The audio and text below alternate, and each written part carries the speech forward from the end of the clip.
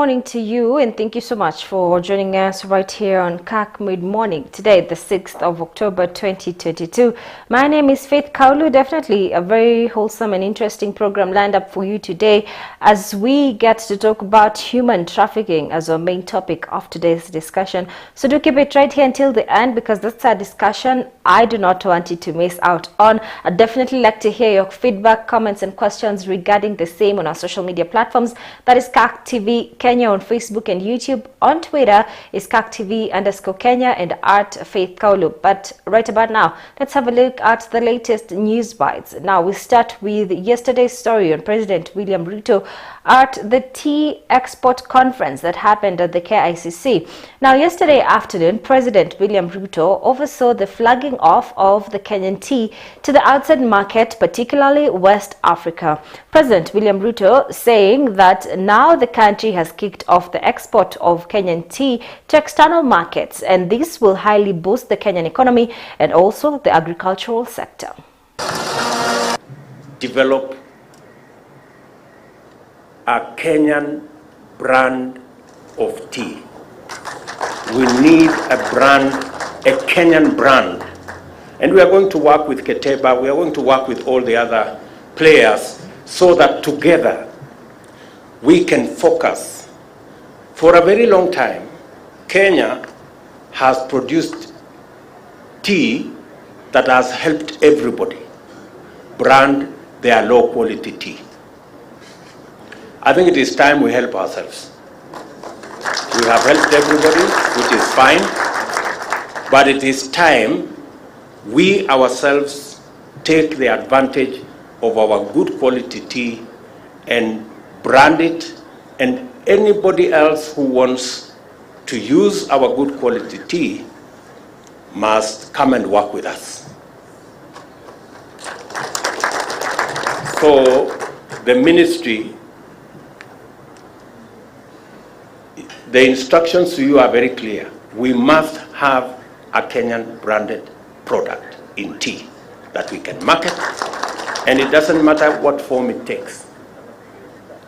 I am going to be available, and the government of Kenya is going to be available until we have that brand of tea so that we can be selling our tea. Number two, in the next 5 years, we must move our value-added tea from 5% to 50%. Today, we are adding value to only 5% of our tea. I want to tell the ministry, it's not going to be business as usual. We are going to move our value-added tea for export from 5% to 50%. At the minimum. I am talking about at the minimum. Because you've heard for yourselves, our competitors are producing maybe 60% of quantities like us, but they are earning 3 times because they are adding value. And I want to announce here that the government of Kenya is going to work with the industry players so that in Dongoku. Well, now, after the flagging off of tea to the West African countries, particularly Ghana, President William Ruto made an impromptu visit to Parliament buildings. His visit now creating jitters on why he made such a visit without informing the speakers of both houses. President William Ruto visited the Parliament buildings immediately after flagging off the Kenyan tea export to Ghana at the KCC. A move that elicited different reactions from various members of Parliament. Let's listen in. If you saw, the president came and sat down, and Akina Wetangula, Honorable Speaker, everyone was rushing to see. And even the clerk was confirming, hey, jamani, amefika hata bila kusema. And he served lunch and we ate, and it was an easy thing, but I don't think it should influence anything. So the president's lunch and the leadership of this house should not be put together anyway. We are seeing it tomorrow. I'm expecting Deputy Speaker even not to declare as Azimio's majority. The speaker, sorry. The president has got all the rights to go anywhere in this country, including the parliament. And today was not a different case. Ruto ni mtu wa kukaa na watu. Kwa hivyo unaweza usiangalie yeye kutembea mbunge kwamba ilikuwa ni lazima ikuwe ni business ya mbunge ilikuwa inamleta.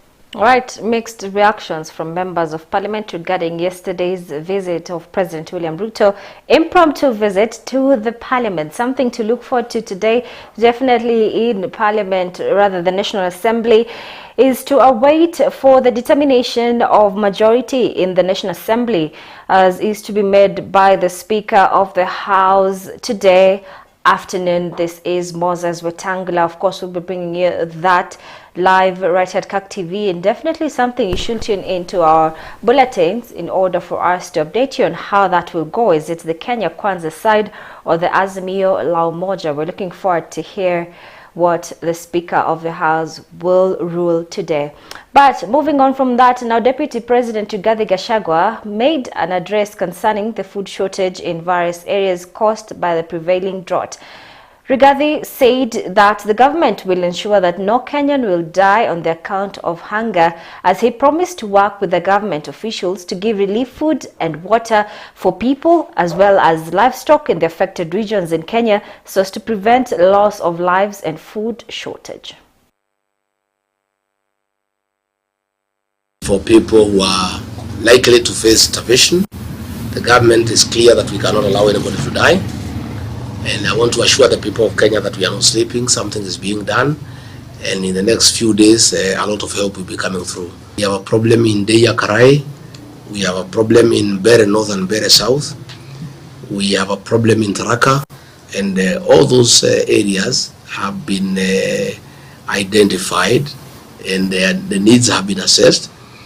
And as soon as I get back to Nairobi, I will be chairing a meeting tomorrow, so that we can get a plan on how to make sure that food reaches the serving cases, and water for animals and for human beings. We are still debating on whether we want to do all the real food or want to do the cash transfer program, so that we avoid wastages and so much money being spent on logistics. Now, a section of legislators in the country have poked holes into the proposed return of genetically modified food, maintaining that this move will cause Kenyans to fall prey to various illnesses. Now, this is as well as some leaders are loading the Kenya Kwanza government on the proposed hustler funds that they maintain the move will alleviate various Kenyans from the hardship they are currently facing. Kama ukweli, saizi tuko na taifa la watu wengi ni wagonjwa. Kuna watu wengi wanatembea na madawa ndani ya mfuko. Hawawezi survive bila madawa. Tumepata magonjwa, jana nimekuwa Kenyatta Hospital kama nimeenda kuona mtu. Hospitali imejaa kila mahali, watu ni wagonjwa. Na magonjwa hii inatokana na lifestyle na mambo ya vyakula. Elsewhere, Siaya Governor James Orengo has expressed frustrations, saying that unknown people have been threatening members of the task force appointed to audit Siaya County government finances. Orengo is now calling on the national government to offer security to accountable documents locked at the county treasury, and also to the members of the task force who are led by former Auditor General Edward Ouko.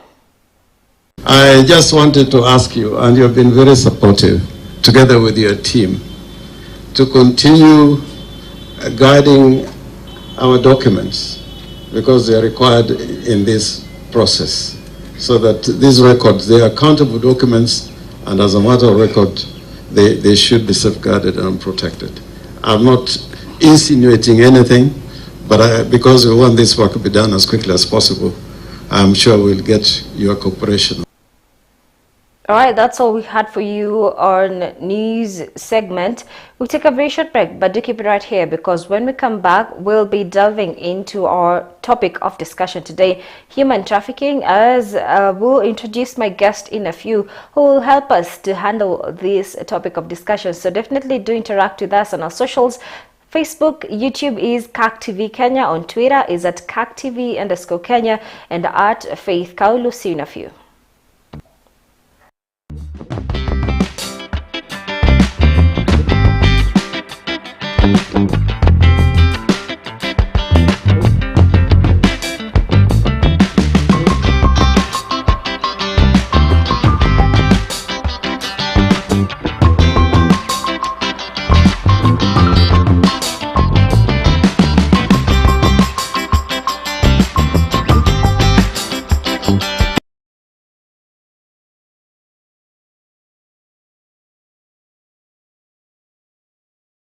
Are you looking to grow your business? Kirk TV offers you a variety of advertising opportunities to suit your budget.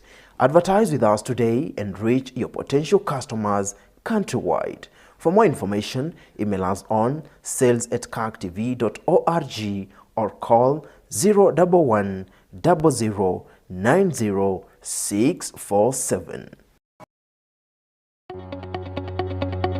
We welcome your feedback on our programming. For questions or comments, kindly get in touch with us via email info@kirktv.org, SMS 011 22 0044 or call us on 0794 588 054.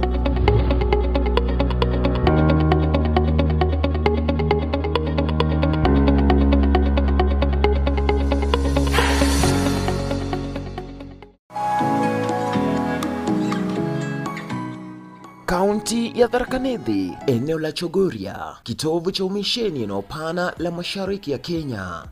Tangu mwaka 1922, miaka 100 baadaye, athari za watangulizi kama vile Dr. Clive Ivan na wenzake, matunda ya kazi yao, kumbukumbu tunazivuta. Ujio na makuzi ya elimu, maadamu kumsaidia Mwafrika kupiga teke ujinga.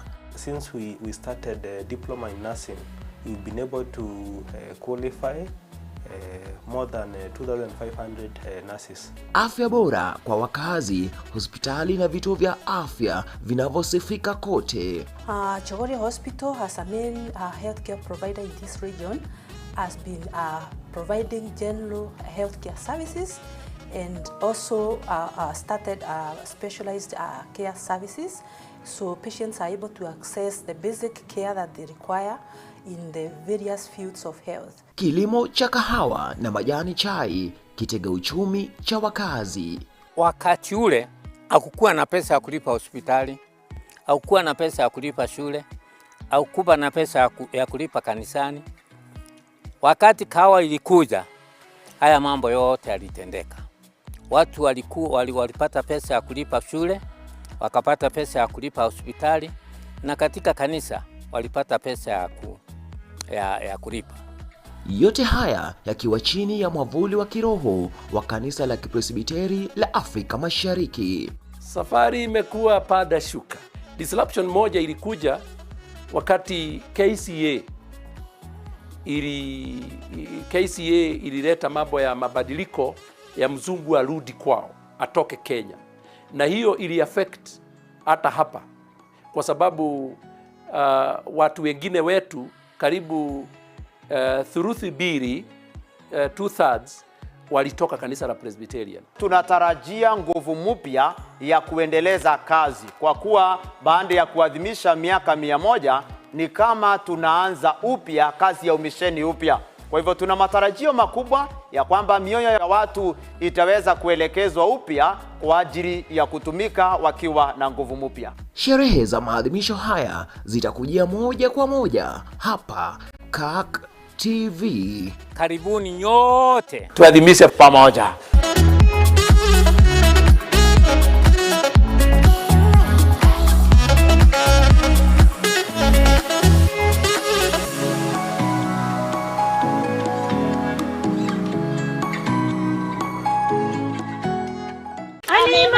Mashinani la mukani kuzacha ukalinde mazingira siku zijazo.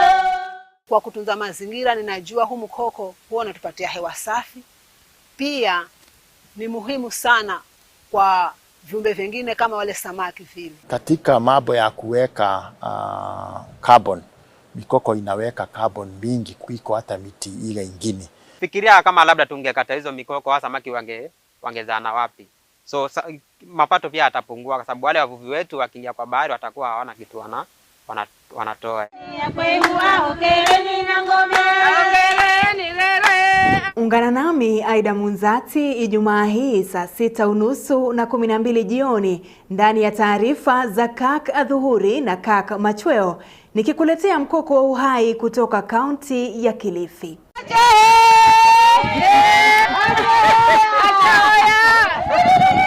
Ani mama mashinani la mukani kuzacha tukalinde mazingira siku zijazo, anayeuma faidi.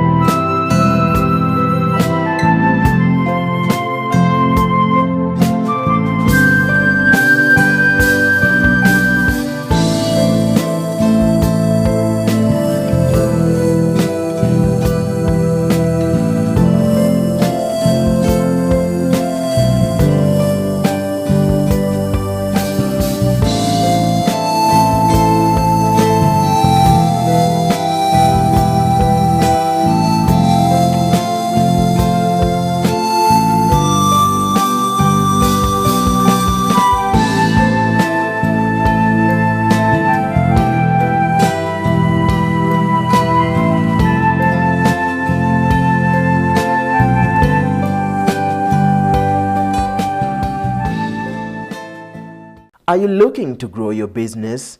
Kirk TV offers you a variety of advertising opportunities to suit your budget. Advertise with us today and reach your potential customers countrywide. For more information, email us on sales@kirktv.org or call 011 00 90 647. We welcome your feedback on our programming. For questions or comments, kindly get in touch with us via email info@kirktv.org, SMS 0111 220044 or call us on 0794 588 054.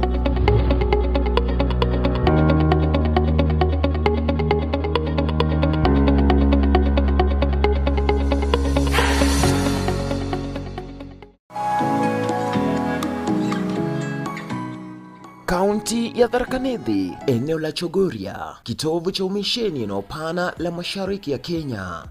Tangu mwaka 1922, miaka 100 baadaye, athari za watangulizi kama vile Dr. Clive Ivan na wenzake, matunda ya kazi yao, kumbukumbu tunazivuta. Ujio na makuzi ya elimu, maadamu kumsaidia Mwafrika kupiga teke ujinga.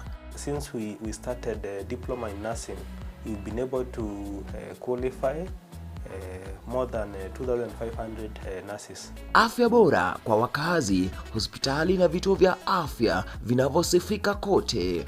Chogoria Hospital has a main healthcare provider in this region, has been providing general healthcare services and also started specialized care services, so patients are able to access the basic care that they require in the various fields of health. Kilimo cha kahawa na majani chai, kitega uchumi cha wakazi.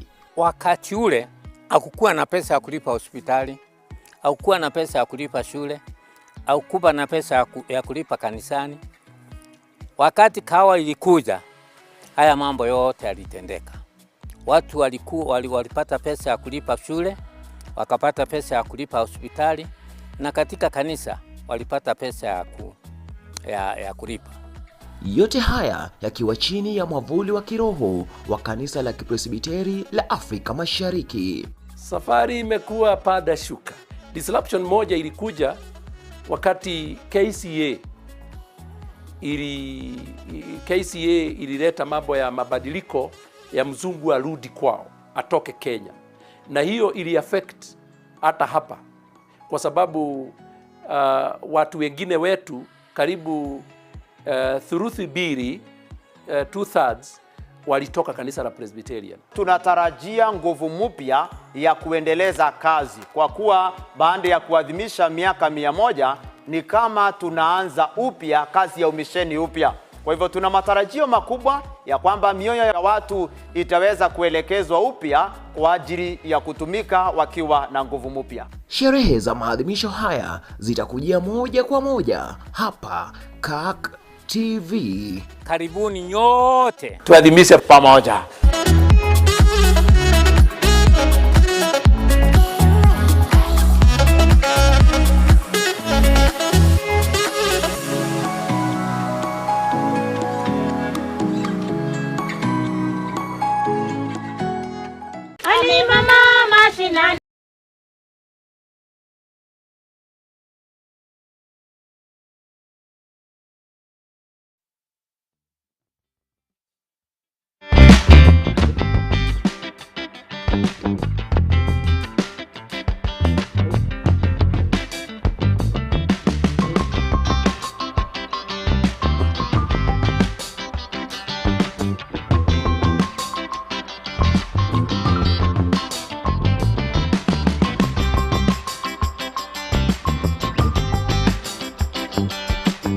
All right, welcome back, and thank you so much for keeping it right here. Kirk Mid-Morning with me, Faith Kaulu. Now, on this segment, we are talking about human trafficking.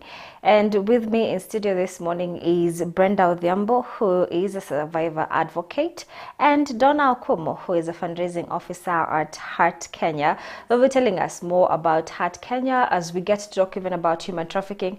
But one thing for sure I'd like is to get to hear from you. Any comments, questions that you have, and feedback, do leave them on our social media pages. That is Kirk TV Kenya on Facebook and YouTube, and we'll have a look at them as we go on with today's discussion. Thank you so much, Brenda and Donna, for being here this morning to shed light on human trafficking. I don't think this is something that is highlighted often, but let's start with having a look at what is human trafficking. Donna. Thank you so much for having us. We appreciate. So first of all, as you have said, we work for an organization called Heart Kenya, which is basically an NGO based in Nairobi. And we are very dedicated in fighting human trafficking and just the counter trafficking efforts in Kenya, but also across the borders. So just to explain what human trafficking is, just maybe I would like to drop it in that migration and trafficking are always confused and always sometimes inclined to each other. Migration is movement from one place to the other, or internally, maybe within the country or across the borders. There's no crime in that. However, human trafficking now turns into an incident where there's a recruitment done, transportation, transfer, or harboring of an individual through means that are almost in a coercive way, and there's exploitation at the end of this transfer of an individual from one place to the other. So that's the difference normally between the migration and human trafficking, because migration is there and will always be there. However, it's the illegal migration that often translates into the actual act of human trafficking. So in a nutshell, a working definition of what I would give is basically movement or trade of individuals for the purpose of exploitation. Yeah. Here comes a question, because we're talking about human trafficking today. Does it happen? I mean, we're in 2022. Does it really happen? Why is it important for us to have this discussion? This is a very important discussion that needs to be had on a regular basis. I think modern day slavery didn't stop. In fact, it's sort of being elevated with the growth of technology, among other things, that makes it much more easy and accessible for it to continue happening. So the question is, does it happen? Yes.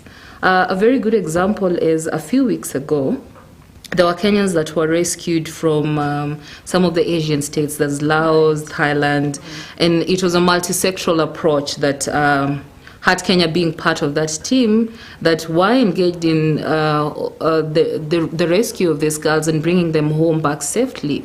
So it does happen because these girls, or these individuals, left the country with the notion of that they're going to be employed as teachers, as caregivers, wherever they were going. And once they reached there, the deception happened and they ended up being involved in cybercrime, prostitution, working in brothels, among other areas. So yes, it's an event that is going on, and it's an activity that has never stopped. It has just metamorphosized, if I may put it that way, into a very intricate way that it's on our face, but we rarely see it or talk about it. Yeah. Oh, thank you for putting it very well. Brenda, how are you? Okay. Brenda is a survivor advocate. Tell us about that. What does that mean? A survivor advocate is someone who stands against human trafficking and helps others to know more about human trafficking. Mostly, I myself, I deal with the people from the village to make them know about human trafficking, a fair way on how to travel to abroad. Yes. Okay. The term survivor means you have a story? Yes. Survivor means I have a story. I've passed through human trafficking. Right. So I have the story of human trafficking. Yeah. Yes. And now you're championing and educating people about that. Yes. All right. Let's get to your story. Tell us about it. How did this happen? Yes, it happened in 2021. I was looking for a job. Since my other job ilikuwa imekatizwa juu ya corona. So ni the job yenye ilikuwa inapatikana saa hiyo ni ya watu kwenda Saudi Arabia, and it was easy. Ukipata agency ni hivyo unaenda. Sasa mimi nikaenda nikatafuta agency, nikafanywa process, nikapelekwa training. There's a training, a 1 month training. Nikapelekwa, nikaenda, nikatafutiwa documents, passport, kila kitu, nikasafirishwa Saudi Arabia. Okay. So kufika Saudi, mnafika huko, kuna agency nyingine yenye imelink na hii. Kulink na hii, nikafika Saudi, documents zikachukuliwa, my documents zikachukuliwa na boss wangu, nikaenda nikapelekwa kwa boss. My boss nikaanza kazi sasa. Kuanza kazi na yeye, my experience it's not that good. Juu nimekaa Saudi Arabia only 7 months. For 7 months na nikarudi nyumbani. So vile nilifika Saudi nikaa sikuelewana na weather kabisa, na my boss was very harsh to me. Hatukuelewana kabisa juu hata kumwambia nipeleke hospitali hakuweza, alikuwa anakataa. There was a time nilienda kwa hii nyumba, ni nyumba ya boss. But huyu boss yuko na watoto. Sasa mimi kwa contract yangu nilikuwa nimeandikiwa the firstborn of the family. Okay. So the firstborn ndo time nilikuwa naambia boss the owner of the house anipeleke hospitali, alikuwa anakataa. There was a time nikaenda kwa huyu kijana mwenye nimeandikiwa jina yangu ilikuwa kwa contract yake, nikamwambia niko mgonjwa. At that time nilikuwa na chest pains nyingi sana, and I had menstrual period yenye haikuwahi stop for the 7 months until vile nilikuja Kenya. Sasa kuenda nikapeleka hospitali na huyu boss, the son akanipeleka. Kurudi, the boss is a woman. Okay. Akaniuliza, mbona ulienda mtoto wangu akupeleka hospitali, ni nini ulikuwa unafanya na huyu kijana yangu ndo hadi ya kupeleka hospitali? Akaninyang'anya zile dawa, akaniambia wewe endelea. Sasa nikaendelea na kazi zangu, though nilikuwa so weak, like unajua hiyo you have the blood in a flow, anemia, sina damu, nini, chest pains juu kazi huko si mchezo. Akaninyang'anya zile dawa. After 3 days akaniita, akaniambia, Brenda, uliniambia wewe ni mgonjwa ukapeleka hospitali na nilikunyang'anya dawa. Mbona hujakufa? Na nilikunyang'anya na nilikunyang'anya zile dawa. So hiyo kunini na wewe ni mgonjwa, I had to think another plan. Nikatoroka. Okay. So, nikatoroka kwa boss wangu, nikatafuta vile naweza toroka, nikatorokea embassy. Kufika embassy, I was not help my own embassy, the Kenyan embassy. I was not help, nikafukuzwa embassy, nikaanza sasa kutembea kwa street nijue nini nitasaidika baadaye. Sasa nikapatana na Mkenya mwenzangu, but alikuwa mwanaume. Akanisaidia, akanipeleka kwa Wakenya wenzangu, nikapelekwa. Sasa huko sikuwa na any other means, juu embassy imekukataa, ni wewe sasa udeal na life. Kuna Wakenya huko wametoroka, wanajiita Kemboys. Huko ndo nilipelekwa. Sasa nikakaa nao, wakaniitia daktari hapo tu kwa nyumba, nikatibiwa, but sikupona. Nikapelekwa kazi for 1 month. Kupelekwa kazi for 1 month, nikafanya kazi, nikakutana na boss mzuri. Sasa unaona huyu boss mwingine alikuwa mbaya, but huyu boss wa pili at least alikuwa mzuri. Akajaribu kunilia madawa nini nipone, but sasa unaona ikakuwa ngumu. Hawezi nipeleka hospitali juu passport zangu zilikuwa zimenyang'anywa, zimechukuliwa kwa airport na zikapewa huyu boss wa kwanza. Sasa angenipeleka hospitali, nilikuwa illegal kwa hiyo country. Akanisaidia tu hivyo, akaona hii hapana, penye unaelekea si pazuri. Mimi Kenya nitakusaidia, nataka nikupeleke mahali usimame hapo, alafu nijue vile nitafanya. Ukweli akanipeleka, nikasimama pale. Vile nilisimama akatuma, alipigia polisi tu. Juu nilika like 10 minutes hivi, nikakuja nikachukuliwa. Nikachukuliwa na mapolisi, nikapelekwa deportation center. So deportation center nilifika, nikanyang'anywa simu. Si kwa peke yangu, tulikuwa wengi wenye wameshikwa. So unajua illegals there a lot huko. Tukanyang'anywa simu, nikakaa huko 21 days. the life there in deportation si nzuri kabisa juu it's just a hole, mnaikwa uko Africans, wana separate Africans, Philippines, nini hivyo. So you just stay there, no mattress, no medication, nini, watu ukufia huko, wanakufa huko. Alafu embassy yetu, it's not good. Hata huko wakikuja hawajali na masilahi ya Wakenya. Nikakaa hapo 21 days, so I was deported back to my country. Hivyo sasa ndo nilijipata nyumbani. Okay. Thank you for sharing your story with us. Tutarudi kwa ulivyofika Kenya, what happened next and all that. Okay. But now Donna, here's a question. Brenda shared her story with us, and this is a story we hear very often in the media. Her story, alitafuta agent, she underwent training, she went to a house, of course there was mistreatment, and then here comes a question for someone who's watching. How is this a form of human trafficking? Okay. Yeah. So maybe let me start by explaining that not everybody who parades as an agent is a legitimate agent. Yeah. So there are individuals who are in the money-making business, and shortcuts seems to work. So they will look for employment for individuals, and there are different platforms. For her case, it was through Facebook. Yes. So she had lost her job. She looked for an opportunity on Facebook. She got it. They had a meeting. It was scheduled. They met. And the process started. Up until that point, it looks very legitimate. However, now questions starts arising where there's deception. For instance, on traveling day, she didn't have her papers. She reached the airport. She was given the papers just when she was now being checked in. On exit, once she reached Saudi, somebody else took her papers. So that already tells you that there's a little bit of deception on the direction this employment is taking. Because if it's a good place for employment, why are your papers being withdrawn while you're at home and once you're in a foreign land? So that means basically you have no way of movement. Your movement is restricted because you're in a foreign land with no papers. Means you can't move from one place to the other. You can't open an account. You can't buy things. Basically, you're at the mercy of the person who is hosting you. As I had said earlier, that migration is not a crime.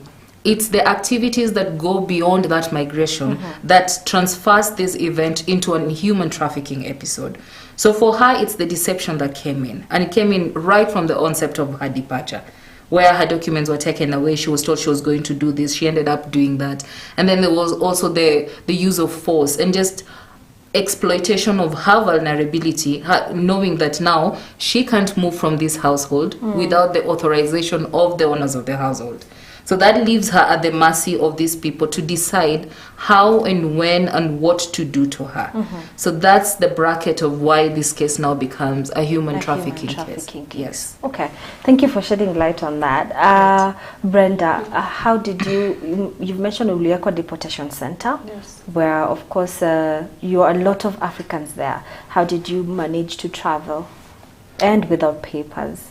Okay, let me add on Nani story first. Vile nilikuja kurealize I was human trafficked is sasa hiyo time nilikuwa mgonjwa kabisa, nilitry ku seek help from my agencies yenye walinipeleka hii ya Kenya. Nikawapigia nikawaambia mimi niko mgonjwa kabisa na najaribu kuomba vile nitapeleka hospitali but wanakataa.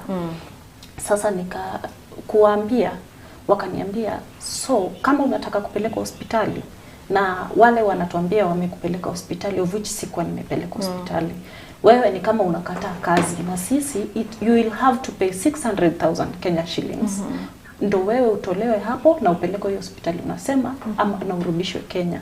The moment nikaendelea kupersist, my agency wakani block. Alafu the other thing ni my family pia walijaribu kuwafikia na wakawa block. Sasa ndo nikakuja kurealize I was trafficked. Yes. So maybe just before she explains, she has told you that she was told to pay the boss 600,000 Kenya shillings for her to be able to access medical services.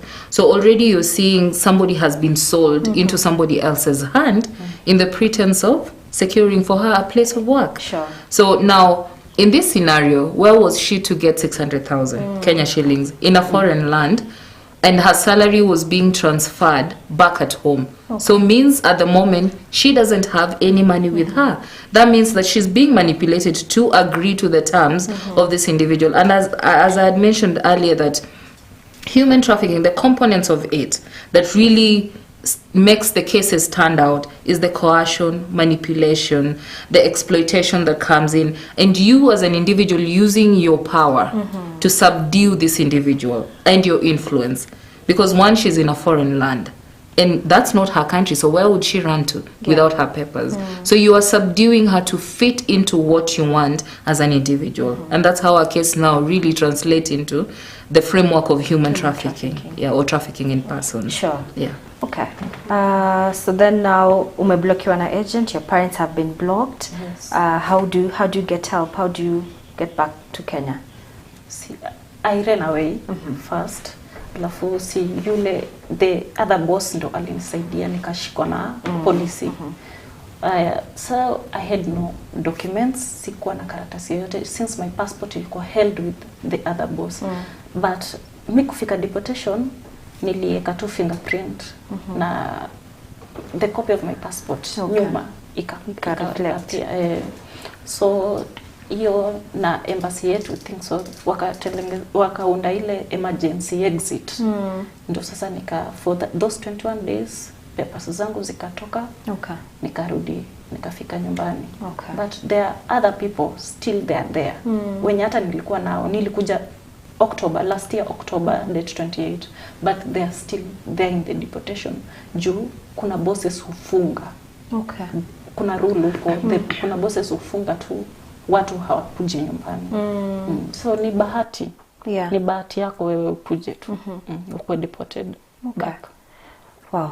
Donna, what are some of the other forms of human trafficking?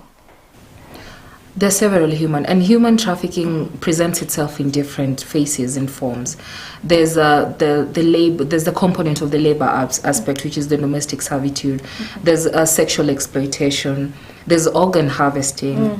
There's just looking at it from the aspect of forced begging for children, which currently we are also having a rise on in our country from neighboring countries, and for every country, there is a face to human trafficking.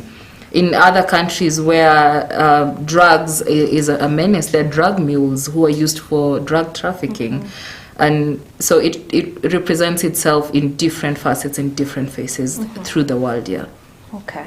And then Brenda, after umefika Kenya? Yes. What happened next? Who received you at the airport? And then how also did you now get in touch with Hart? Okay. So time nilifika Kenya, I was not received by anyone. Wacha nirudi nyuma. The time nilienda Saudi, before it, I was married. I had a husband and a kid. So mimi reason pia yangu kabisa ya kuenda Saudi ilikuwa ni ile lifestyle tulikuwa tunaishi haikuwa nzuri.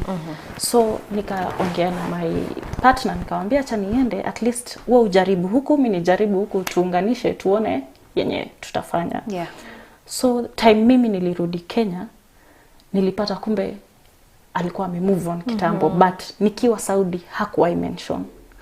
So mimi kumpigia simu juu tulikuwa in touch, hata nikimwambia nimefika deportation wanachukua simu, aliniambia it's okay, you just come home tuone vile kutaenda na kuombea mazuri uweze kuja nyumbani vizuri. Sasa time inafaa to travel, hapo ndo mnarudishiwanga simu yenu wakati mnapanda ndege kwa airport. Mimi nikampigia, ilikuwa low kabisa juu ilikuwa imezima hiyo process yote. Nikampigia, nikamtext WhatsApp, nikamwambia nakuja, nikamtumia hadi ticket yangu, nikamuonesha nakuja. Kufika Kenya, nikampigia airport, hakuna. Kumtumia message, kidogo after some hours ndo akanitext akaniambia wewe enda tu nyumbani kwenu. So I had sikuwa na place pa kwenda nini. I decided east west home to the best. Nikaenda nyumbani, of which kwetu ni Kitale. Nika have to travel to Kitale so sikujua na mtu airport. So nikakaa nyumbani. Hiyo life ya nyumbani hauwezi kaa obvious, lazima utafute uko na mtoto na nini. Nikarudi Nairobi, so nilikuwa naishi na friends tu, na kuna rafiki yangu is a YouTuber akaniita. Alikuwa ananiita hata juu nilikuwa nimemwambia hiyo story, alikuwa anajua nikiwa Saudi Kenya napitia, na mwambia at least anashare na watu story. Hata yeye ndo alifanya pia mimi naye kusaidika na Wakenya wengine huko wenye siko na wajua. Akaniambia unaweza share your story. At that time I was so bitter, I was depressed, sikuwa nataka hata kunini. Kaambia hapana, nikifikiria tutashare. Hivyo tu akaendelea tu insist. Nikasema siku moja let me just go. Nikaenda, it was on February. Nikaenda air on my story before alipost kwa Facebook account yake, akasema kama kuna mtu anaweza taka kushare any Gulf story akuje leo na share Gulf story, at least tukue wengi ijulikane hii kitu iko. Kuna msichana akakuja, alikuwa Gulf pia yeye, though pia alimaliza 3 months na akarudi Kenya. Nikakutana na yeye tukashare story, of which the girl alikuwa amesaidiwa na Heart Kenya. At that time mimi sikuwa najua hata story za human trafficking. Mimi nilikuwa tunajua niliuzwa, but sijui hiyo human trafficking. Akanieleza kuna organization inaitwa Heart ina fight against human trafficking hivi. So are you willing to join? Juu wanasaidia. They have counseling kwa ajili sai na kuona uko depressed, kuna stress, hauna pa kuanzia. They have counseling, wako na psychosocial support, wako na hiyo economic empowerment nini. Nikasema that's a good idea, juu watakupeleka hospitali pia you are sick. So hiyo time, hiyo the 2 months sikutibiwa. Nilifika sina sina vile naweza nini. Sasa nikasema weni saidie vile naweza fika pale Heart. Nikapiga simu Heart, akanipea namba. Nikapiga simu Heart, tukaongea, wako na screening, of which nikaenda wakani screen kila kitu. Unaona yule document nilikuwa nimetravel, hiyo emergency exit, ndo nilikuwa na picha tu juu huo inachukuliwa airport pia hiyo airport yetu. Nikapeleka, nikakuwa screened, at least nikapelekwa counseling.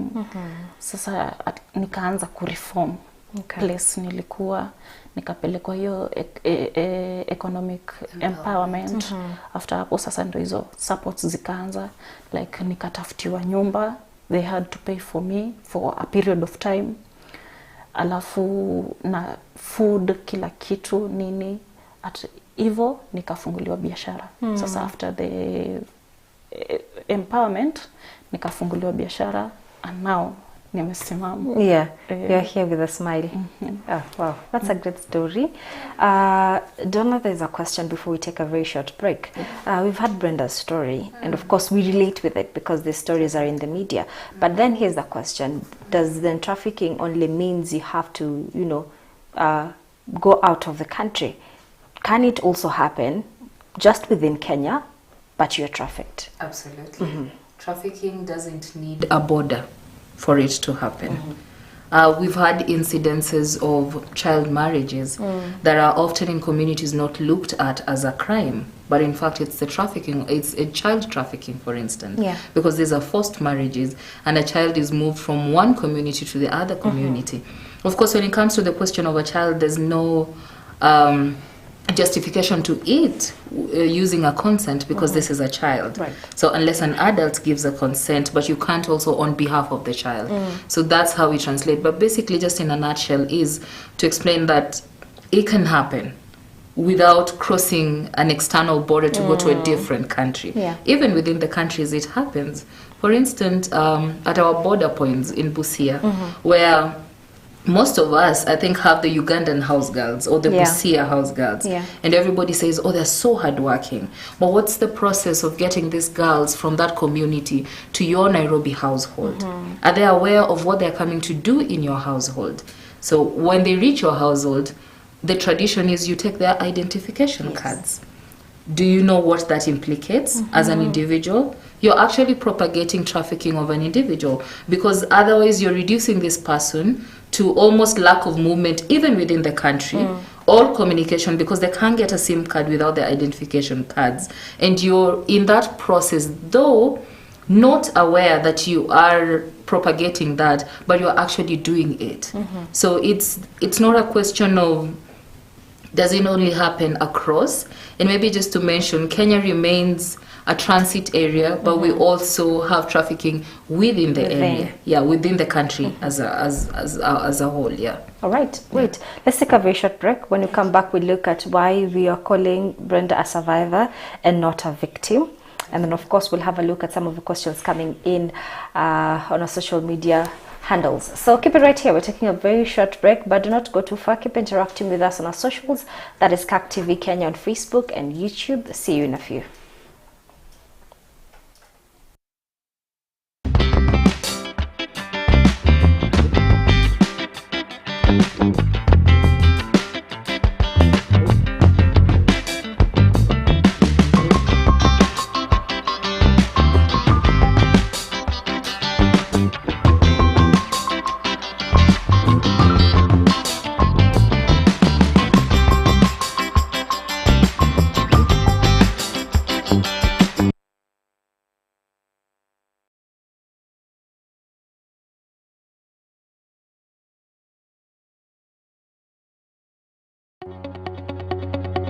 We welcome your feedback on our programming. For questions or comments, kindly get in touch with us via email info@cactv.org, SMS 011 220044, or call us on 0794 588 054.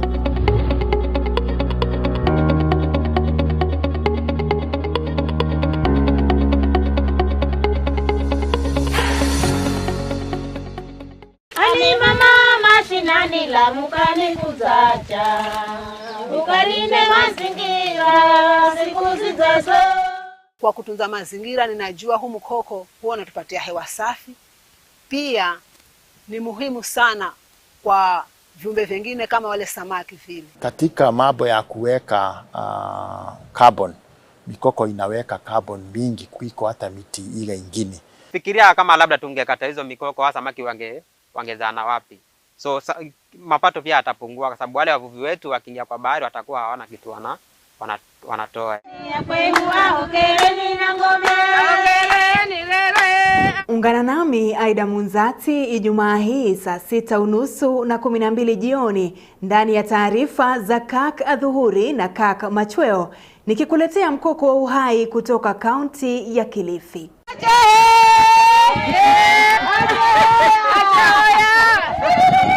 Ani mama mashinani la mukani kuzacha ukalinde mazingira siku zijazo anayeuma faidi.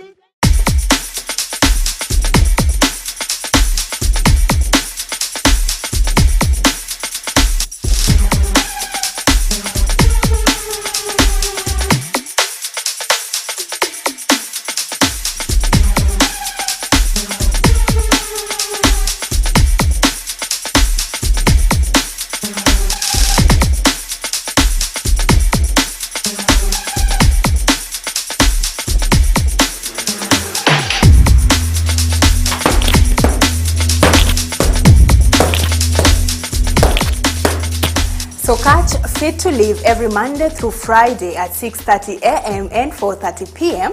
Together, let's have fun, get fit, and stay healthy. My name is Aida Munzati. I'll be your host for this show. Remember, your health always matters.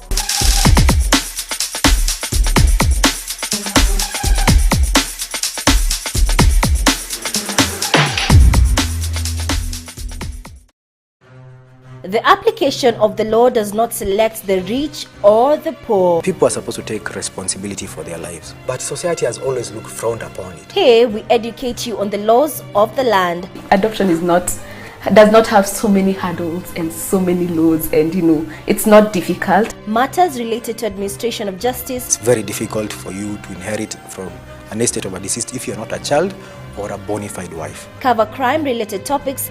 Issues of torture are criminal issues that the government will take very stern action. And many, many more. Leave your worries with the lawyer.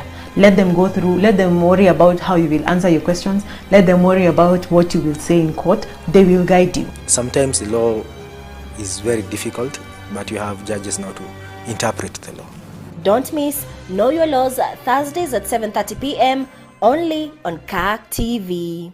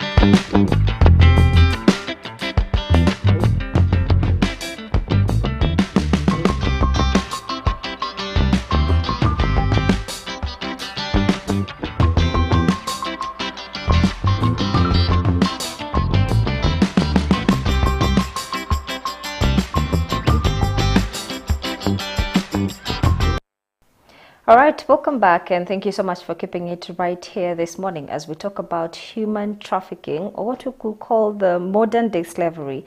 And with me is Donna Okumu and Brenda Odhiambo from Heart Kenya, fundraising officer as well as a survivor advocate, who we're just, talking about this topic to educate as well as to see how we can end this, which of course we'll have a look at that, the way forward. But before we went for the break, Brenda shared her story with us and how, of course, Heart Kenya came through and helped in several, sessions. Was it the economic, the counseling as well? Tell us about that. Once you get a victim, how do you help them? Thank you so much. So sometimes it's good to hear it from the survivor themselves, and I'm glad she's really expounded on our work as an organization, on what we do and how we work with them through this journey, because this journey is not an easy one. Remember, they're coming from an environment of where trauma is at almost every phase of the journey, and it manifests in different forms. They could be having depression, they could be going through episodes of amnesia, and just that trauma of not knowing what is there for me tomorrow. So I would just like to highlight and mention why she's not a victim. Currently she's a survivor. So this takes us back to what Heart Kenya does as an organization. So apart from just being very keen on creating awareness and working closely with communities and individuals who have influence and power in the different places and different spaces, we also offer direct assistance to victims and survivors of trafficking. Brenda has mentioned quite a bit of them, so maybe just to highlight what we do is, once we get in touch with a victim of trafficking, at that point, we have a full screening process just to understand the path and the journey that they have traveled up until when we meet them. How best can we help them by analyzing their needs and what should be prioritized first, and what medical care would they need urgently, because some of them come back with injuries, some of them come back in pain, others just maybe undiagnosed ailments that have been there, and now the trauma has inflicted it to some extent. So it's a screening process that takes care of them as an individual to find out, before we really help you as a victim of trafficking, we need to understand where you are. And that process takes it's a very intricate and deliberate. I cannot mention everything word for word, but at the end of it all, we are able to analyze medically what need do you need first to be attended to. Do you need to go to a hospital? Are there, emergency issues that needs to be addressed? Your needs family-wise, do you have a shelter over your head? And if you don't have a shelter, we normally provide a temporary shelter for the victims of trafficking. And if you have family, how else do we even support you plus your family by making them understand that it was absolutely not your fault to be trafficked, and how do we work together with them in making sure that your well-being is preserved through this entire phase until you're able to stand on your own feet. Then we also come to understand, what can we do? You want to go back to school? Okay. Would you want to start a business? Do you need a training in that aspect where you're able to be situated and supported by a small grant to just have a business and an income, so that we also close the door of you being re-trafficked again? Yeah. Because if you have something to fall back on, ordinarily you will not want to leave the country, because mostly we leave for what? For search of greener pastures. Yes. I mean, people don't just park and leave unless you're going for a holiday, which is a different story. So we try to understand the background and do a summative way and a package, and everybody has a file. Every victim that comes through the hands of Art Kenya has a file, and this file is intricate and deliberate, and we have the processes. We understand where you're coming from, and we walk the journey with you. We don't tell you what to do. Okay. You tell us in your space what you think works. We also offer psychosocial support. They have an access to a counselor who takes them through, who analyzes the trauma that they have passed through, mentors them into becoming better people, and just understanding their pain and walking with them through that journey. Because when they come, as she has mentioned, she was depressed, she was stressed at some point, you've left everything. You're coming back to a family that was basically depending on you, and now you're here to depend on them. So we look at the family dynamics, the victims' dynamics, and we take them through the whole process of just being taken care of mentally. And culturally, we are also living in a community where you're mostly asked to toughen it up. You're told, depression ni ya nini? Yeah, itaisha tu. No. We've seen cases where from a simple bout of depression, we have seen people lose their lives. So we don't want to reach that phase. So we deal with it by offering our psychosocial support and therapies for them at different levels of the journey. Besides that, we also empower them economically by offering grants for them to have started business. They develop the business plan, of course, with the support of a consultant from HAT that takes them through different dynamics of starting a business, saving programs, in reinvesting into the business, and also being able to take care of your family using the same income that you require. For us, it's to look at the sustainability component of an individual, that we also almost close the gate of you being re-trafficked again. So we ensure that at least whatever it is that you desire to do, and the grants that we support you with, not only just have a superficial business, but it's a business that in the long run can support you and support your families, so that you don't become reliant and dependent on us as an organization moving on forward. So those are different components. We also have education assistance that we give to their children, and also for them who would want to go back. So in terms of the TVET training, soft skills training, skills training, we have a package, and this is basically based on the needs assessment and what a survivor at that point really needs. But why she is a survivor is she has gone through the processes of the screening process, the needs analysis for them to understand where they're going, to understand what they desire as a human being really to achieve at the end of it, and what we as an organization can also offer. So we continue to support and enable them in a way that they no longer view themselves as victims of trafficking, but because they have conquered the challenges, then they in turn become survivors and champions of other victims of trafficking. That's why she can share her story comfortably. without breaking down or feeling the shame and the trauma that is almost inflicted on them because of that. Right. So that's why she is a survivor and no longer a victim. Yes. Okay, thank you for elaborating it very well. But there's a question then here. How do you get in touch with victims? We have several platforms to get in touch with the victims. We have a toll-free call line that they are able to reach out to us. We have our digital platforms that are able to reach us to us. And because we realized maybe something that I should highlight, that in these spaces where these individuals are gadgets are there.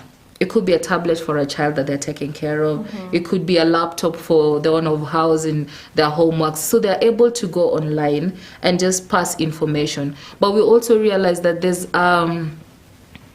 also a wealth of communities digitally online that we can able to work with, and for us we have opened those platforms and they're 24 hours running. We have a support team that always checks out who has sent something on our Facebook, on our info email, on our toll-free line, who has called, who has sent us a WhatsApp message, for instance. And we have a team that responds on the go to these needs. If it's a referral case, we would refer it. If it's one that we can handle ourselves almost immediately, we take it up. So we have various platforms for individuals to reach us through. Okay. Several key points that I highlighted from what you were saying is that victims always feel ashamed, you know, because of their story. And I think we as a society, of course, we also blame them. Why did you fall for this? Why did you run to Saudi? Brenda, ilikuwaje for you when you came back? Marafiki, familia, how did they treat you? As for me, nime lose friends. Nime lose friends, alafu rejection, like, alafu ile pia naye nilikuwa na ile uoga ya kusema what I've passed through. But Kenya ilini inspire zaidi ni nilienda nikasema nikasaidika. Then the other way, si unaona, nilijua the meaning of human trafficking na kuna wengi wanazidi kuwa trafficked. So hiyo ndio ili inspire kabisa nisimame pia nisaidie wale wenye wako nyuma yangu. Yes, kusafiri si mbaya. Kuenda kutafuta si mbaya. But how are you going? Unaenda na njia nzuri ama unaenda na njia gani? So hiyo ndio ili inspire mimi na kusimama na kusema I'll be an advocate for this. And now that you're advocating for it, unaona watu wanaireceive aje? Some are receiving it well, wanakubali, wanajua the real thing, na kuna wengine wanaona bado hapana, wewe ulishaenda, wewe ikakushinda, sasa yangu itakuwa different. Unataka kutuharibia. But hii kitu, you see, Saudi, let me talk about Saudi juu nimekuwa Saudi. Sure. You see, Saudi kuna income zake. Kila wakati tunaona kuna watu wamerudishwa nyumbani dead, nini, juu hata mimi, my friend, my schoolmate na pia my neighbor alirudi kama amekufa na tulienda pamoja the same time, tulienda pamoja. Saa hiyo ndo kitu, at least watu wana get hiyo to knowledge, wanajua the safer way. Okay. Let's talk about therapy na counseling yenye uli receive. Unaona ilikusaidiaje as a person? What I can say, hiyo therapy ilinisaidia sana. Juu mimi sikuwa mtu wa ku open up kabisa, sikuwa mtu wa ku open up. Juu hata time pia niliambiwa hiyo therapy, I used to postpone bado. Kwamba we have a caseworkers in heart. Ukisha kuwa screen kila kitu unapewa caseworker wako wa kukushughulikia. I used to postpone. I used to hivyo ndio deep down nilikuwa depressed kabisa, yenye ningeenda kwa nyumba kwa huyo rafiki yangu nijifungie, nilia hapo the whole day, niseme mimi sasa life yangu imeisha. I have nowhere to go. Nafikiria tena nirudi, though siwezi Saudi. Nilikuwa nafikiria kunini. Sasa hiyo time akaniambia, Brenda, you really need to see a therapist. Hapo akanibukia, nikaenda. The time nilienda, at least nikafungukia yule daktari, nikamwambia everything, nikaanza kujipata, at least mzigo zingine zinanishukia, ninajikubali, of which imenisaidia sana. Saa hii siwezi enda kwa nyumba ati nikajifungie nianze kulia ni mimi nilishakubali, ilitendeka, ilishafanyika, niko. Imenisaidia sana. Juu imefanya nimestand na imenifanya nimefika mahali niko kama sasa. Okay. And Nasai, you're not ashamed to share I'm your not story? ashamed. Okay. Donna, here comes a question. Of course, we're talking about the importance of counseling for victims. Brenda is sharing with us venye it helped her, you know, to come from a point of feeling shame to a point where she's even talking about it and sharing her story to help others. She's told us once they get to Heart Kenya, they're given a case worker.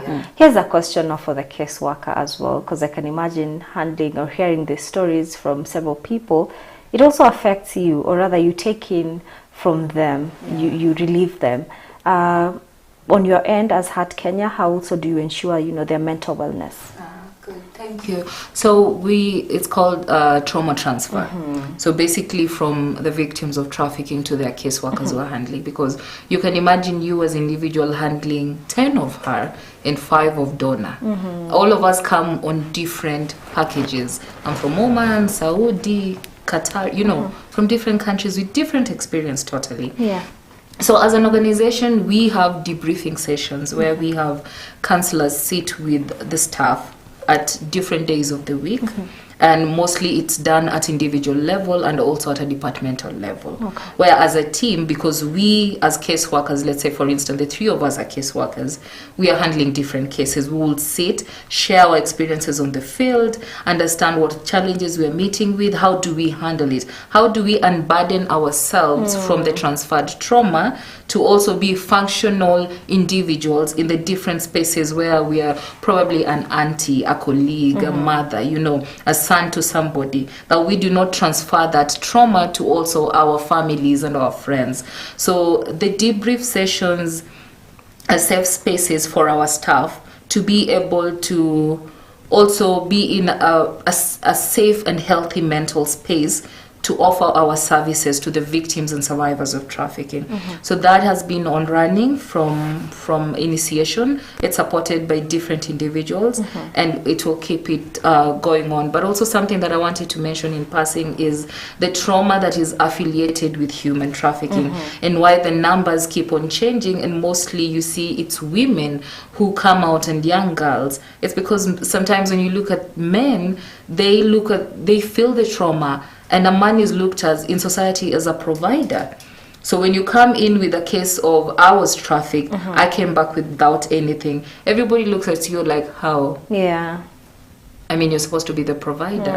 You're supposed to toughen it up. So we're also living in a culture where if we don't review the mental spaces and the mental well-being of individuals, then there's one side of the gender that is actually being left in the cold, that they're not able to come out and share their experiences and their journeys through the trafficking sphere. And then it's also becoming very hard on how to address it, because these stories are dying with these individuals, they're keeping it. So how else would you encourage your fellow men to come and say, yes, I've also been trafficked, and it's not my fault, and I need help. Wow. So what you're saying is that men are also victims of trafficking? Absolutely, yes. Have you worked with any? Yes, we have. As an organization, we don't work with women and girls and children only. We work with the entire package of agenda. So we do work with men too. And for us, we are also very deliberate in offering our support to them, because we understand the dynamics that is making them not come out because of that trauma that is, and the expectations, the societal expectation on the male per se. So we do understand that, and we're working closely with them just for them to also have a space and a platform to voice their stories. I mean, hearing from her, somebody else will come out and say, I have fallen too. And honestly, I need help, or I just need somebody to hear me out. So we work with them to open the doors, basically as a gateway of conversation starters, for these policies also to address these individuals and not to look at it on one-sided lens that it's only happening to women, children and girls. But when we look at the statistics, I don't know if this is okay to talk about, what gender is actually at a higher risk? Women. Actually, almost. If I could roughly give, based on the cases we have handled as an organization in terms of labor exploitation, women are the highest. When it comes to labor exploitation, men would almost take, women will take 80% or 82% thereabout. Male will take the remaining number, and that is basically because the cases remain unreported, unspoken about, and so you get to hear from maybe Brenda. Brenda will tell you, I was with so and so. He underwent the same thing. So you're like, but they never spoke. It's because of this stigma that is clouding that space for them, that is making them not speak up. But we're also on awareness creation and very deliberate efforts targeting individuals so that we also have grounds for them to support the others. Her being a champion means she can convince others to migrate safely, which is very important, safe migration, but also to speak up when it's needed. So the fact that probably statistics indicate that, you know, male are not at a higher risk doesn't mean it's not happening. It's just that, of course, a lot of stigma is associated to that, and they rarely report the cases as well. Very true. Let's talk about, as a society, how then should we respond to victims? Brenda has told us, of course, she lost so many friends. For her life had to go on. You know, hakuna time ya internalize, oh, this happened to me. Because you have to keep on looking for something to do to earn a living. As a society, how can we help make things better for victims of trafficking? I think as a society, we just need to stop putting the burden and the stigma on these individuals. As a society, we need to just review on our engagement and with individuals. And because one is a success story doesn't mean all have to be a success stories. We have people who have gone to the GCC countries and done absolutely well for themselves. But there are also people who have gone and come back in body bags. That's our reality. So as a society, we need to be very open-minded. Open-minded in addressing this. But also as an organization, what we have done to change the narrative is deliberate awareness creation in different communities, in different spaces. Areas of transit and exit, you know, the border towns, very high on the radar communities where we know movement is taking place, the host communities also. We have been very deliberate in just having conversation with the first responders. By first responders, we mean your local chief, mzee wa kijiji, the teachers, you know, the religious leaders, for instance. We are having these conversations with children in their schools, in having safeguarding clubs. What do you do? How do you do? Who do you report to when you suspect an incident? So it's the awareness creation and having this conversation not stopping, so that everybody is aware that this is a telltale sign. I need to talk to somebody, even if it's just a neighbor. I think this is happening. What should we do? It's making the conversation continue in a way that what is already normal to us should become not normal, that we are able to point it out and say, it is not okay for those girls to be locked in that house for 20 days and nobody raises an alarm. Because sometimes when rescues are done, it's an apartment within, I don't know, a whole story building. Everybody saw the girls come in. Everybody saw the men come in for a whole month, but again, we are minding our own business. So we are having awareness creation and very deliberate efforts just to make this conversation become a daily conversation, that it is not okay, that we need to say stop at some point and just address the concerns as they come out. You've talked about we need to stop blaming the victim, and for me, I think that's something that happens all the time. That's the first thing we think of. Why did you go to Saudi? You know, so many stories or bad stories come from that place. So what drove you there? Without knowing that you're putting the blame on the victim. Brenda, did you experience any of that? Kuna mtu alikuuliza wewe mbona ulijipeleka huko? Or rather, you know, wewe mwenyewe pia ulikuwa unajiuliza hizo maswali, and how did you get out of that? Nilipata hizo maswali. Vile nilirudi, ukijaribu kuambia mtu, hata watu tu wanajua ulikuwa Saudi. Mtu anakuambia mbona ulienda Saudi na kuna mateso, kila mtu kuja amekufa nini. But I went there. I personally nilienda kujaribu, nilienda kutafuta kazi at least yenye itanisaidia kimaisha. Juu si unaona Kenya, kazi yangu ilisha na corona. Sikuwa na kazi, life ilikuwa ngumu, so I just had to go. Okay. Na at that time wakikuuliza hizo maswali ilikufanya ufeel aje? Sikuwa nataka kuongea na mtu. Juu hata unapata si maswali peke yake mtu anakuuliza. Mtu anakutusi tu. Okay. Ulienda Saudi ukarudi na bure. Ulienda majuu, wanatumianga sana majuu. Ulienda majuu umerudi mkono tupu, sasa ni wewe unakuja kutuomba sisi. Sasa unaona hiyo inafanya unajitenga na watu sana. Hao ndo watu unawategemea wakusaidie, but hao ndio wanakugeuka. So hauna mtu wa kulilia na kumwambia hey, nisaidie na hivi hivi. Juu kila mtu kikwambia na anakuuliza na si ulitoka majuu juzi. Shida ni nini?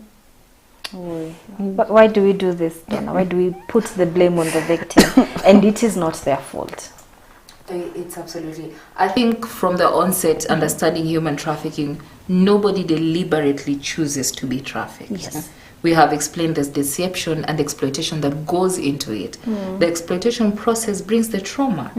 So even when she decided, for instance, that I need to get out of this situation, what do I do? And her exit route was, let me wait and run away. And it's a risk. I mean, you're running with nothing, absolutely no cloth on your back, no documentation, no travel documents. So it's a risk you're undertaking. So already she's coming back with a baggage of one, I have failed my family, I have been supporting my child, now I don't know where my next meal is going to come from. And everybody who she was supporting puts the entire blame on her. Why couldn't you toughen it up? Wewe si wa kwanza kuteseka, ungekaa tu. I mean, why did you have to run back home? So you see, those questions make you feel, and that's also a trigger to the re-trafficking process. Because when you feel the burden that is put on you as an individual, you say, let me go back even if I will suffer. So you realize that we as an organization try to curb and support you and situate you in a way that we block the door for re-trafficking. But for those who don't treat us as an organization, that's how you end up, somebody has been re-trafficked almost 10 times. But I don't want to say it's a human nature to put blame. I just think it's the ignorance that comes with understanding the severity of this act of crime on these individuals, per se, if I may put it that way. We don't understand human trafficking as a heavy thing, one on the victims themselves. We think it's a choice they made. So we blame them. You made the choice. Why didn't you finish the journey? So. Okay. Let's look at Kenya. When it comes to human trafficking, are there any laws? Yes. The CTIP, which was launched in 2010, started functioning well in 2012. Basically, it supports the prosecution process and how the cases are being handled. It also looks at the compensation to the victims, if there are any. So yes, there are legal frameworks that support human trafficking in the country as a whole. But also, there's recently there was a judge's bench book on labor trafficking per se, which was launched by women judges in Kenya and also in different countries with the support of different partners. And also as Heart Kenya, we were part of the contributing organizations to it. So that's also another legal tool that is there. As an organization, we have developed a legal handbook that is going to support our victims in understanding what their rights are. Where do you seek help? Who do you seek help from? Legally, what do you stand to gain once you start the court processes? And are there just looking at the legal structure in its whole, the support that you could get and how cases go, just so that you're aware, because sometimes even when cases are initiated, they don't know the processes and they get tired because you're summoned today, it's been mentioned, come after 2 months, it's mentioned, come after 3 months, it takes time, it takes a toll on them. So it's for them to understand the whole legal journey from our lenses and also from the survivors' lenses. So there are different frameworks legally that have been put, but also just maybe to mention that the Kenyan government is really trying to address the issues of human trafficking. Of course, with the support of different CSOs across board. It's not as an organization. It's not as an organization really where we would want it to be. Would want it to, but we acknowledge the efforts that are ongoing. I like what you're saying. We acknowledge the efforts, but there's still a long way to go. There's still more things they can do. Yeah, we do acknowledge the effort, and we do acknowledge the support that they have given us. Basically, human trafficking, excuse me, human trafficking is not. It's not an activity that you can counter as an individual. It needs the support, the multi-sectoral approach to it, into addressing it. You need the security apparatus in arresting these individuals. You need the legal officers in that form. You need the CSOs in offering the support. I mean, it's a whole multi-sectoral approach looking to it. So it will go without... I would be really mean not to mention that the deliberate efforts that the Kenyan government is putting, as well as other IOs in the country currently, to address these issues. It's on a good trajectory. So yeah, we're looking forward to more. We're looking forward to more support moving forward for us to fully address this crime of human trafficking. Yeah. All right. Brenda, you mentioned that you work with people in the society. You go and talk to them and educate them as well. If someone is watching you, let's hope someone who's a policy maker or is able to make a decision and a change in the government, according to venye unaongea na wasichana na venye wanachukua, and we still see cases of girls who are going to other Gulf countries and they come back, of course, looking so terrible, with signs of mistreatment, and they share stories zenye wamepitia vitu ngumu ngumu. What would you tell the government to do, or any actions that need to be taken? First, I'll start with the embassy. Okay. Naweza omba sana government change the embassy of Saudi Arabia, our embassy in there. Juu unaona, like mtu kama mimi nilienda kuseek help in my own embassy and I was chased. Nilifukuzwa na that time I really cried. Na si mimi peke yangu, ni wengi sana wamekuwa wakifukuzwa huko embassy. I cannot siezitaja jina ya huyo mtu, but the embassy yetu inafaa ibadilike kabisa. At least ijue kila msichana mwenye ameenda huko hako wapi yuko juu. Kuna governments zingine wakati nilikuwa deportation, the countries zingine hawakuwa wanateseka like kama sisi, ati kufungiwa. Unapata Mkenya amekaa hapo 6 months, na unapata country nyingine wanakuja siku 2-3 wameenda, siku 2-3 wameenda. Hao wateseki, hata wakitoroka na nje bado government yao inawasaidia. Wako huko but wanawasaidia vizuri sana. Ni yetu imelala kidogo, but at least isaidie wasichana juu wengi sana wanateseka huko. Na pia naweza taka kuongea na mwenye anataka kuenda, at least ajue the right way ya kuenda. Kuenda huko kuna wengi wameenda na wamefanikiwa, so at least ajue the right way.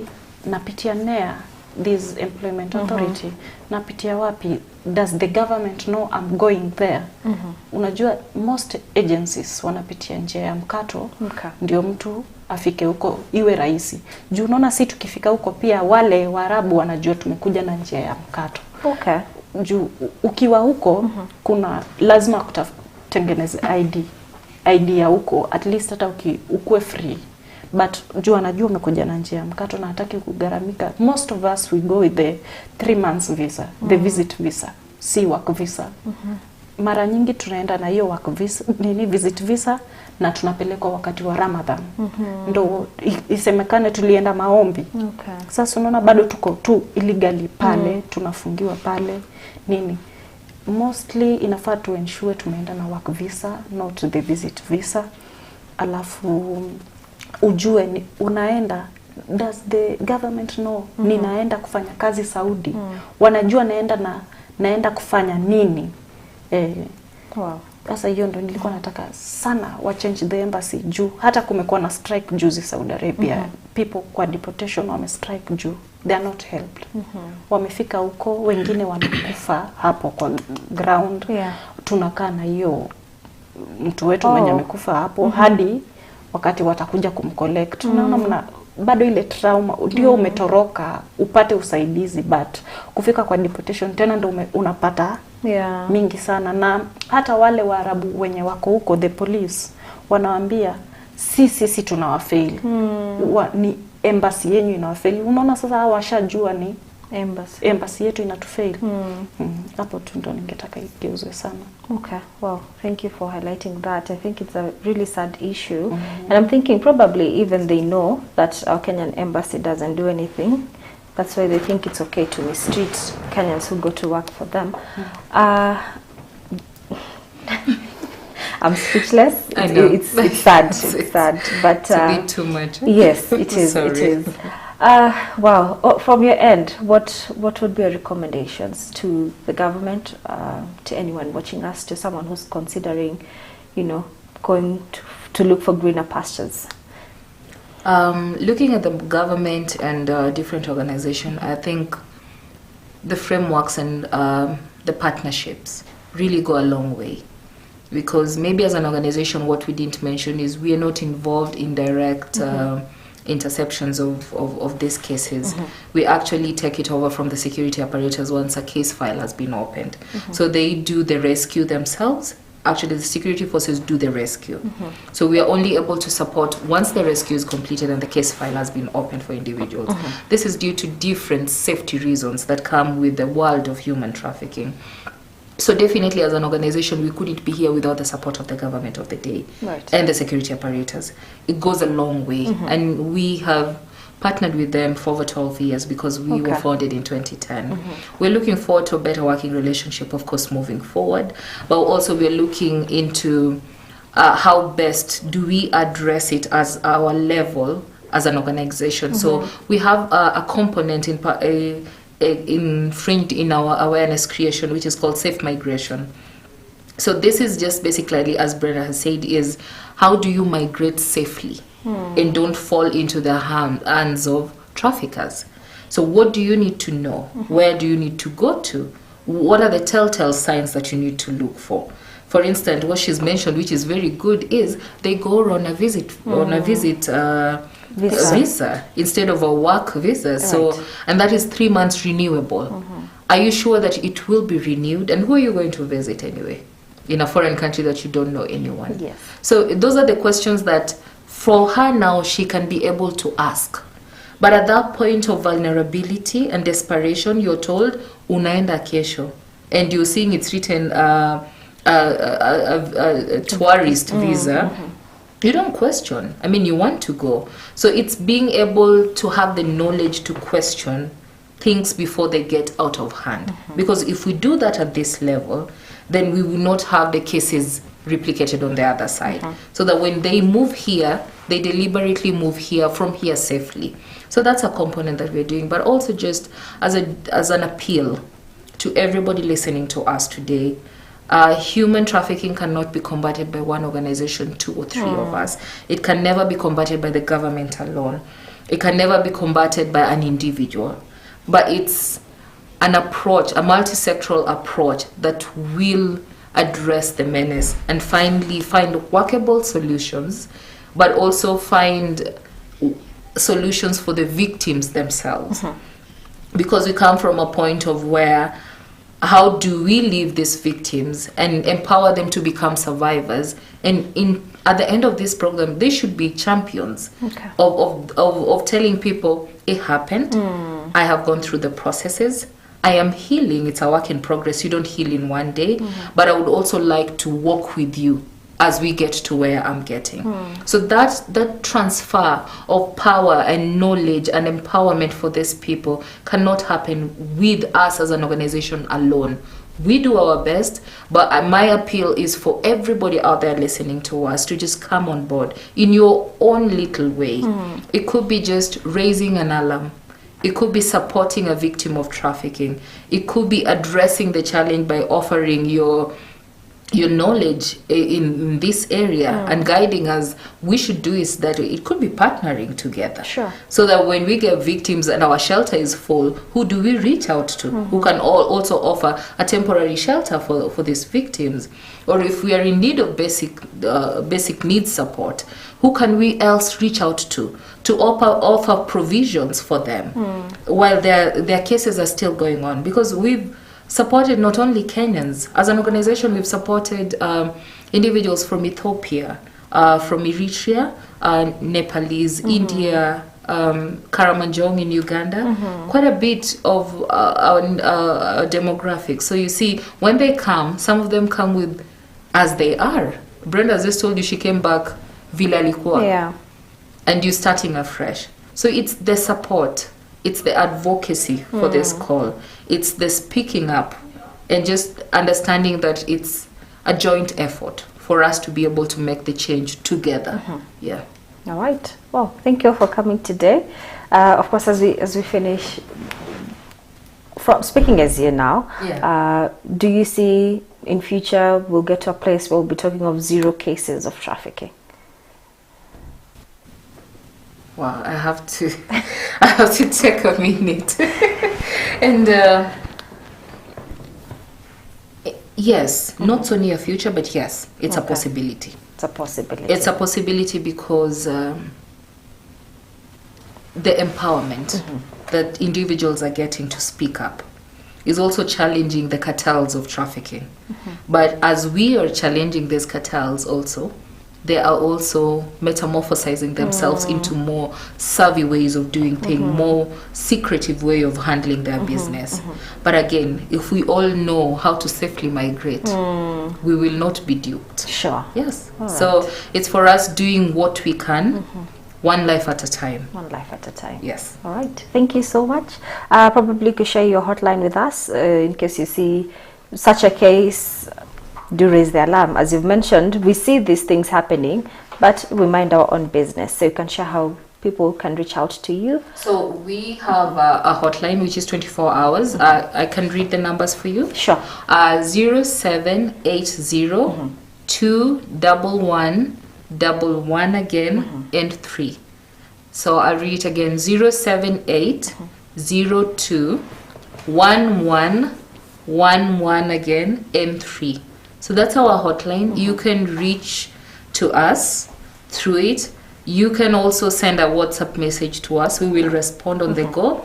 You can reach to us across all our social digital profiles, be it on Facebook, Twitter, in LinkedIn. I mean, we are everywhere. So reaching out to Heart Kenya. At Heart Kenya, you will find us. You can share your information to us. You can report an incident to us. We will refer it to the necessary authority or affiliate organizations that we partner with if we are not in a position to support you at that time. But we will definitely reach out to you, hear your cases, hear your concerns, and see how best we can approach it and how best we can help you or the individual that you're telling us about. Because sometimes maybe what I didn't mention is referrals don't come from the victims themselves. It could be a friend, a family member, a neighbor. It could be anyone. Yeah. All right. Well, I think we can wrap it up right there. Thank you, Brenda, for sharing your story with us. We appreciate it, and for the good work that you're doing in advocating against that. And thank you, Donna, for even being here, shedding light to where we didn't know, and of course inviting everyone, because this is a societal issue. So we need to raise our voice. If we think of something that looks fishy, reach out and help save a life. I think I like what you say, one life at a time. One life at a time. That's enough for now. Yes, that's one enough life for at now. a time. Yeah.